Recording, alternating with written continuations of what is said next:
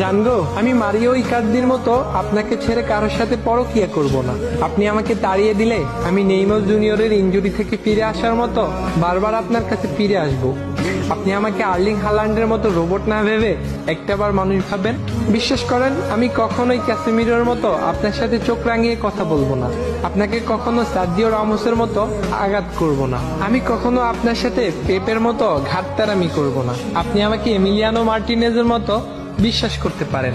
আমি কিলিয়ান এমবাপ্পের গোল মিসের মতো আপনাকে কখনো জীবন থেকে হারাতে দিব না। আমি ক্রিস্টিয়ানো রোনালদোর সিও সেলিব্রেশনের মতো সহজেই আপনার মনে জায়গা করে নিতে চাই। আপনার অনেক বেশি রাগ হলে আপনি সুয়ারেসের মতো আমায় কামড় দিতে পারেন। আমি তখন হিগুইনের মতো চুপ করে থাকবো। আমি অ্যানহেল ডিমারিয়ার মতো আপনার সব কথা শুনবো। আমি রদ্রিগো ডি পলের মতো সবসময় আপনার পাশে থাকবো।